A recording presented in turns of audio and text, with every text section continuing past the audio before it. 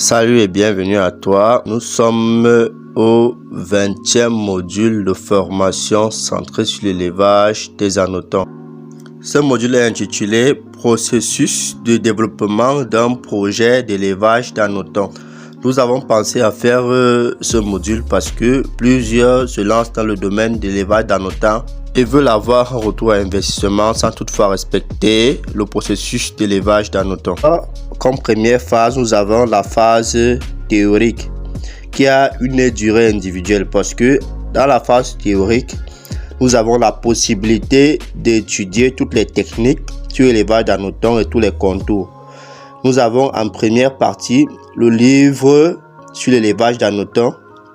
En deuxième partie, nous avons le business plan de l'élevage d'anotons et en troisième partie, nous avons les modules de formation, plus de 20 modules de formation sur l'élevage d'anotons. Alors, quand vous terminez avec ces parties sur l'élevage d'anotons, vous avez la capacité de pouvoir contourner tout ce qui a trait à cet élevage et pouvoir mieux vous positionner quand vous allez lancer votre projet en phase pratique. C'est pourquoi j'ai toujours dit dans mes vidéos que la formation en ligne est la meilleure formation par rapport à la formation en présentiel.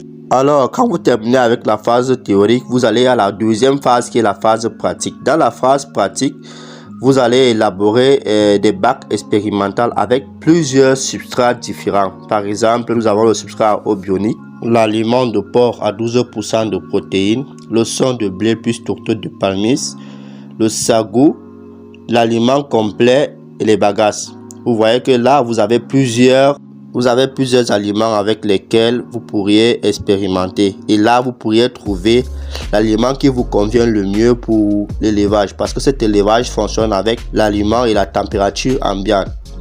Parfois, un aliment ne peut pas vous réussir et réussir à un autre. Parce que la température ambiante et l'endroit où il se trouve permettent de donner une condition favorable à la réussite de son projet et permet aussi de faire en sorte que son bac expérimenté avec cet aliment puisse lui rapporter beaucoup plus de verre blanc. Ceci dit, cette phase pratique et expérimentale va vous donner déjà l'aliment qui va vous réussir quand vous allez lancer votre élevage et va faire en sorte que vous puissiez maîtriser aussi cet aliment là parce que prenant soin par exemple des bacs et en rencontrant des difficultés au niveau de ces différents aliments, vous allez pouvoir déceler ce qui pourra être idéal pour la réussite avec les différents aliments que vous allez utiliser. Exemple, ce bac à la canne, chez certains ça ne réussit pas, mais chez d'autres ça réussit. Pourquoi? Parce que par exemple l'aliment est favorable à leur environnement. Par exemple, ce autre bac à l'eau bionique, certains, ils auront aussi des petits problèmes, peut-être à cause de l'incubation, ils ont mal incubé, ou alors ils n'ont pas su mettre le dosage idéal, et cela trouble toujours les bacs. Donc, quand nous terminons avec cette bac expérimental, nous couvrons et nous attendons quelques jours. Après ce nombre de jours là, nous allons vérifier. Nous constatons que nous avons par exemple des larves au niveau des bacs, comme dans ce bac expérimental que nous avons élaboré. Et après cela, nous allons passer à la récolte. Tout ça fait toujours partie de la phase pratique. Donc, nous allons récolter nos larves d'anotons pour pouvoir passer à la troisième phase qui sera la phase d'incubation des géniteurs. Tout ça, c'est le processus pour réussir un projet d'élevage d'anotons et pour avoir un retour à investissement. Après cela, nous passons à la troisième phase qui est la phase d'incubation des géniteurs. Une phase qui est très importante. Cette phase va nous permettre d'obtenir les géniteurs qui vont nous permettre de lancer notre grand projet pour la commercialisation. Donc, dans cette phase-ci, nous avons la possibilité de récupérer aussi notre retour à investissement après l'obtention soit des cocons, soit des géniteurs. Parce que maintenant, les cocons se vendent au niveau international pour permettre aux pays qui n'ont pas accès aux géniteurs d'avoir leurs géniteurs. Vous incubez simplement les cocons et et vous faites une expédition aux personnes qui en ont besoin dans d'autres pays pour éviter les secousses de transport et autres avec les géniteurs même. Vous pouvez les expédier sous forme de cocons et vous spécifiez juste le nombre de jours des cocons.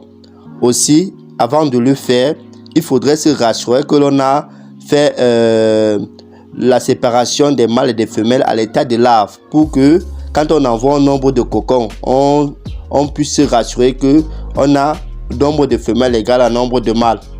Donc quand vous allez incuber vos larves, il faut prendre le soin de faire cela si vous avez pour objectif par exemple de vendre vos cocons à l'international.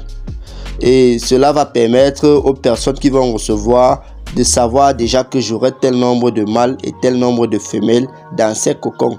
Et après le nombre de jours escomptés, ces personnes-là vont dépouiller les cocons pour pouvoir obtenir les géniteurs et afin de lancer aussi leur première phase de projet qui est la phase de l'obtention des larves. Donc déjà à l'étape de cocon, vous pouvez déjà avoir un retour à l'investissement puisque ici nous vendons un cocon à l'international à 2000 francs, 2500 francs voire même. Alors après l'obtention de vos géniteurs, vous avez par exemple incubé, je peux dire 6 bacs et vous avez obtenu 1600 larves par exemple. Vous prenez vos 1600 larves que vous transformez en cocon. Et dans ces cocons-là, imaginons que vous avez fait le tri et vous avez obtenu 800 mâles et 800 femelles. Sur les 800 mâles et les 800 femelles, vous pouvez par exemple vendre 400 mâles et 400 femelles à l'état de géniteur. Vous voyez que vous allez déjà avoir votre premier retour à investissement avant même la grande production. Dans la quatrième phase, nous voyons que nous quittons de 6 bassines à 80 bassines. Et quand nous avons déjà récolté de nos 80 bassines, nous pouvons avoir plusieurs bassines comme ici. Nous avons des larves. C'est quelqu'un qui a lancé déjà son projet à grande échelle parce qu'il a respecté tous ses paramètres et tous ses contours. Il a su lancer son projet et il a obtenu plusieurs bassines et plusieurs larves.